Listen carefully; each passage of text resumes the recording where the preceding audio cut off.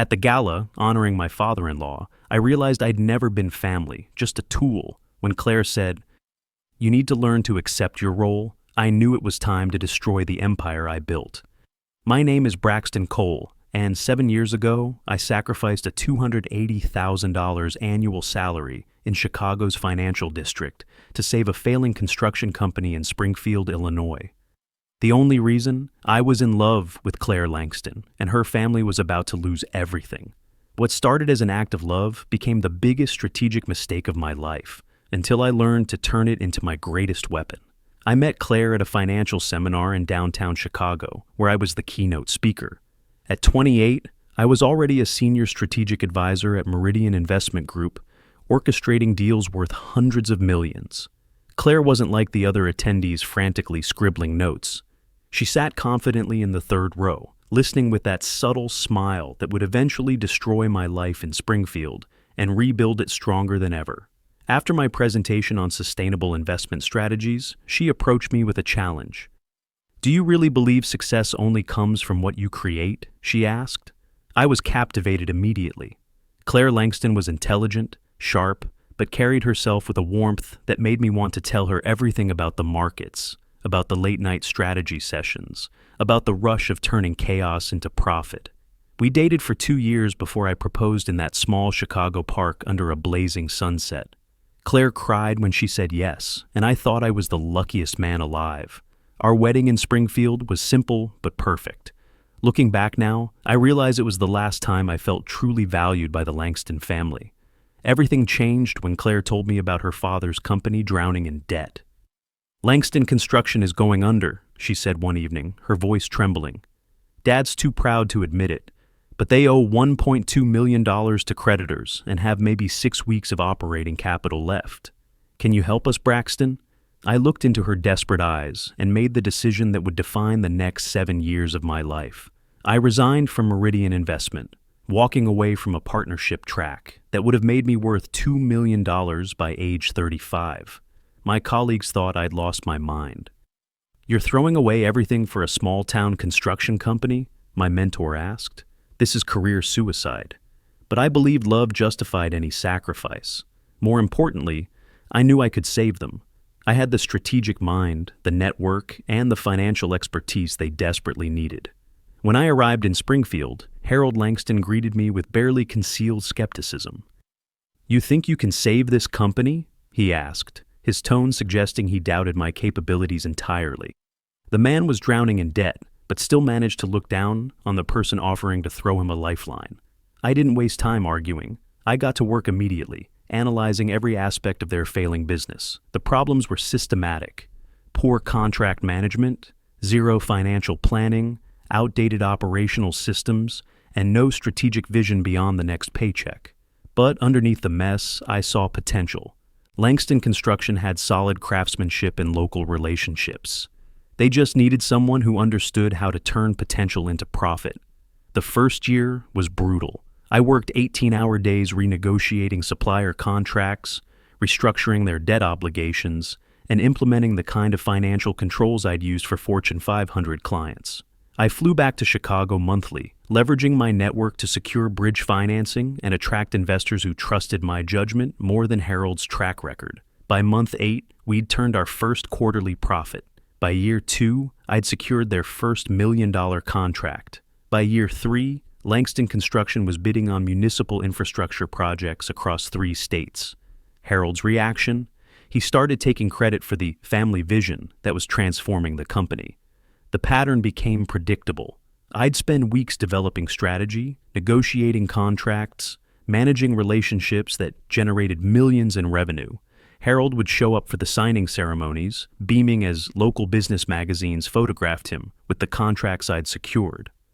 "The Langston family has always believed in strategic growth," he'd tell reporters, never mentioning the Chicago finance expert who'd made it all possible.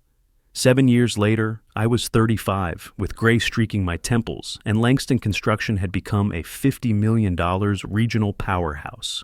We specialized in civic infrastructure and clean energy projects, exactly the market positioning I'd recommended from day one. Harold was now worth $8 million personally, and had become Springfield's celebrated business leader. invited to speak at conferences, and serve on municipal advisory boards. But when Harold's son Evan returned from his business degree in England, everything changed.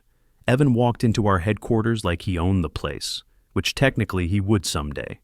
26 years old, impeccably dressed, and radiating the confidence of someone who'd never actually built anything but assumed he understood everything. "This is Evan," Harold announced to the entire office. "My son, the future of the Langston family business." The way he said it made clear that I, the man who'd built their empire from bankruptcy, was merely temporary help. Evan was appointed vice president of operations within 3 months, despite having zero real-world business experience. Suddenly, projects I'd spent years cultivating were being reassigned to someone whose only qualification was his last name. When I tried to offer guidance, sharing the relationship management strategies and financial models that had made us successful, Evan would cut me off with patronizing dismissals. "I get it, Braxton," he'd say, "but I have my own approach to business development." His approach, as it turned out, consisted of flashy presentations and impractical ideas that sounded impressive but ignored fundamental market realities. During one crucial investor meeting for a $12 million clean energy project I'd been developing for 8 months, Evan interrupted my presentation to suggest we pivot to shopping mall construction instead. "The retail market's hot right now," he announced confidently. The room went silent. These investors had come specifically for our clean energy expertise. After the meeting, my longtime contact from Midwest Energy pulled me aside. "What's happening here, Braxton? That kid just cost you credibility with people who trust you professionally." That's when I realized the Langstons didn't just take me for granted. They were actively undermining me, positioning Evan as the company's future while systematically erasing my contributions. Employees who had worked directly with me for years started getting reassigned or let go during restructuring. My strategic role was being diminished, while Evan's authority expanded daily. The final confirmation came at that Springfield Business Conference Gala. Harold stood on stage accepting the Entrepreneur of the Year award, holding the gleaming plaque high while hundreds of people applauded. In his acceptance speech, he talked about his vision, the Langston family legacy, and Evan as his worthy successor. 20 minutes of self-congratulation without mentioning my name once. I sat at table 12, smiling and clapping like everyone else, but inside I felt something cold and final settling into place. 7 years of 18-hour days, sacrificed career opportunities, and strategic brilliance had been reduced to nothing. I wasn't just unappreciated, I was being erased. But Harold and Evan had made a crucial strategic error. They assumed I was trapped, that 7 years in Springfield had made me dependent on them. They forgot I was the same person who'd walked away from a $280,000 salary to save their company. More importantly, they never bothered to understand how I'd actually built their success. Every major contract, every key relationship, every strategic advantage Langston Construction possessed existed because clients and partners trusted me personally, not the company name.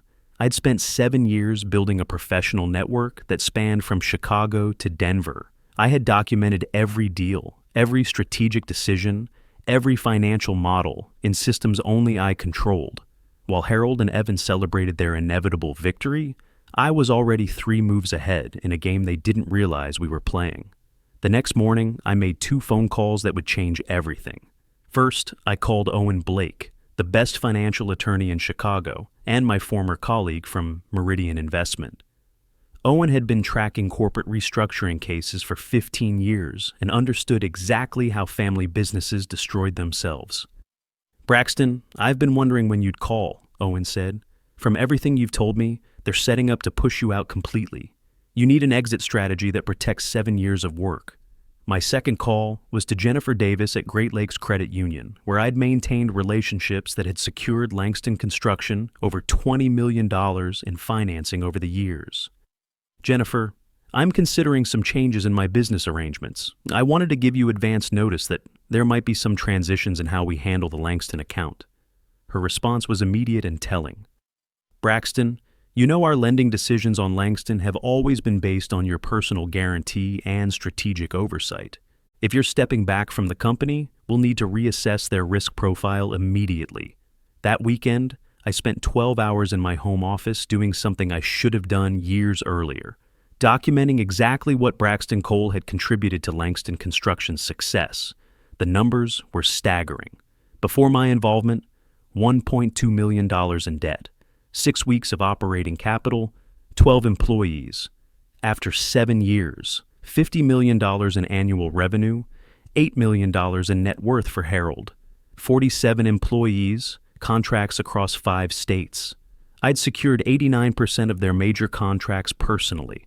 My strategic models had generated over $180 million in total revenue. My professional network had provided 100% of their institutional financing. Most importantly, the key clauses I'd insisted on in every major contract gave me intellectual property rights to the financial models and strategic frameworks that made those deals possible. Harold and Evan had spent years taking credit for my work. Now, they were about to learn the difference between taking credit and actually being responsible for results. Monday morning, I submitted my resignation letter to Harold Langston. Simple, professional, effective. Please accept this letter as my formal notice of resignation from all positions with Langston Construction, effective immediately. I'll be transitioning to independent consulting work through my new firm, Cole Strategic Partners. Harold's response was predictably arrogant. He called me into his office, barely looking up from his paperwork. "This is probably for the best, Braxton. Evan needs room to implement his vision for the company's future." What Harold didn't know was that my resignation triggered automatic review clauses in 17 major contracts, representing $34 million in upcoming project work. What Evan didn't know was that 6 of their largest clients had already received subtle advance notice that I was transitioning to independent work and would be available for strategic consulting. The first crack in their confidence came 3 days later. Midwest Energy, Langston's largest client, formally requested a meeting to discuss the strategic transition and evaluate project continuation options. The subtext was clear. They wanted to understand how Braxton Cole's departure would affect project delivery. By the end of week 1, 4 major clients had similar requests. By week 2, Great Lakes Credit Union had frozen approval on a $2.8 million equipment financing package, citing changes in company leadership structure requiring risk reassessment. Harold left 3 increasingly frantic voicemails on my personal phone. I didn't return any of them. Week 3 brought the Springfield Business Journal article that changed everything. Construction giant faces client uncertainty after strategic departure. The reporter had done actual research, interviewing clients and industry contacts who clearly understood that Braxton Cole, not Harold Langston, had been the strategic force behind the company's transformation. Cole was the architect of every major deal we've done with Langston, Midwest Energy's director told the paper. His departure raises serious questions about their ability to deliver the same level of strategic thinking and project management. The article detailed my background, my pre-Springfield career success, and my role in transforming a failing company into a regional powerhouse. For the first time in 7 years, the truth about Langston Construction's success was being told publicly, and Harold couldn't control the narrative. That's when Clare called. Not Harold, not Evan, but my own wife, asking me to meet for dinner to discuss our situation. I agreed, curious to hear which version of Clare would show up. The woman who'd once called me her hero, or the family loyalist who dismissed my concerns as being too sensitive. Clare chose Giovanni's, the Italian restaurant where we'd celebrated securing our first $1 million contract 5 years earlier. The irony wasn't lost on either of us. She looked tired, stressed in ways I hadn't seen since the early days when we were both fighting to save her family's business. "Braxton, you have to come back," she said, cutting straight to her purpose. "The company is falling apart. Clients are canceling contracts. The bank is asking questions about loan guarantees. Dad won't admit it, but we need you." I studied her face, looking for some sign of the woman I'd fallen in love with 9 years earlier. "Clare, 3 weeks ago you told me I needed to learn my role in the family. What's changed?" Her response revealed everything I needed to know about where I actually stood with the Langstons. "You're being dramatic, Braxton. This isn't about taking sides. It's about doing what's best for everyone." Even facing financial disaster, she couldn't acknowledge that her family had treated me as disposable help rather than a partner. I was useful when they needed saving, expendable when they felt secure, and expected to return when their arrogance created new problems. Claire, I did everything possible to make this work. I sacrificed my career, my financial future, 7 years of my life to build something your father takes credit for and your brother wants to inherit. I can't save people who don't want to be saved. She tried appeals to our marriage, our shared history, even suggesting I was abandoning my own success out of wounded pride. But I'd moved past emotional responses into strategic thinking. The Braxton Cole who'd walked away from Chicago for love was gone, replaced by someone who understood that respect can't be negotiated, only commanded. 2 days later, Harold and Claire appeared at my new office. Cole Strategic Partners operated out of a small suite downtown, nothing fancy, but positioned perfectly for independence. I'd signed my first client the week before, Midwest Energy, seeking strategic consulting for a $15 million renewable energy project. Exactly the kind of work I'd been doing for Langston, except now I controlled the relationship directly. Harold looked older, more desperate than I'd ever seen him. The confident businessman who'd dismissed my contributions 3 weeks earlier was gone, replaced by someone who finally understood the difference between owning a company and actually running one. "Braxton, let's discuss terms for your return," he said, trying to maintain some authority in the negotiation. "I'm prepared to offer you a partnership stake and greater operational control." I let him talk for 10 minutes, outlining compensation packages and revised authority structures, before responding with the calm professionalism I'd learned in Chicago boardrooms. "Harold, you're offering me partnership in a company that's lost 6 major clients in 3 weeks because you believed Evan could replace 7 years of strategic expertise with family connections." The conversation deteriorated quickly when Harold realized I wasn't negotiating. I was explaining why negotiation was impossible. When he started shouting about ingratitude and family loyalty, I called security to escort them out. Claire left without saying a word, but the look she gave me held more respect than I'd seen from her in years. 6 months later, Cole Strategic Partners had secured 8 clients, generated $1.2 million in consulting revenue, and established offices in both Springfield and Chicago. My former colleagues at Meridian Investment had been tracking my independent success and had already discussed bringing me back as a senior partner, a position that would have made me worth $5 million within 3 years. Langston Construction, meanwhile, had lost 14 major clients, defaulted on $2.8 million in credit facilities, and laid off 31 employees. Harold had been forced to sell the company headquarters and most of their heavy equipment to cover loan obligations. Evan had quietly returned to England, claiming he needed to pursue advanced business education, but effectively abandoning his father to manage the collapse alone. The Springfield Business Journal's follow-up article was titled, "The Cost of Undervaluing Strategic Talent." It became a case study used in business schools about how family businesses destroy themselves by prioritizing bloodline over competence. Harold lost everything he'd spent 7 years bragging about: his wealth, his reputation, his status as Springfield's celebrated business leader. More importantly, he lost the respect of an industry that now understood he'd been taking credit for someone else's strategic brilliance. Claire filed for divorce and moved to Denver, taking a marketing position with a nonprofit organization. She'd finally learned the difference between family loyalty and enabling destructive behavior, but the lesson came too late to save our marriage. I kept Hazel, my former assistant at Langston, as Cole Strategic Partners office manager. She'd been the only employee brave enough to acknowledge my contributions publicly, telling the Business Journal that Mr. Cole was the real strategic mind behind everything Langston achieved. Loyalty like that deserved reward, not abandonment. Today I sit in my Chicago office on the 42nd floor of the Meridian building, back where I started, but stronger for the journey. Cole Strategic Partners has grown into a 15-person firm, specializing in corporate turnarounds and strategic restructuring. We're profitable, respected, and completely independent. The Langston family learned too late that the person who builds your success can also withdraw it. Harold had assumed I was trapped by small-town life and financial dependence. He never understood that I'd chosen to stay in Springfield out of love, not necessity, and that choice could be revoked when respect disappeared. 7 years of sacrifice taught me that competence doesn't require recognition to be valuable, but recognition without competence is worthless. I'd given everything to build their empire, and when they chose to treat me as replaceable, they discovered exactly how irreplaceable strategic thinking actually is. The best revenge isn't dramatic confrontation or public humiliation. It's the quiet demonstration of what success looks like when built on actual competence rather than inherited privilege. Harold Langston spent 7 years taking credit for my work.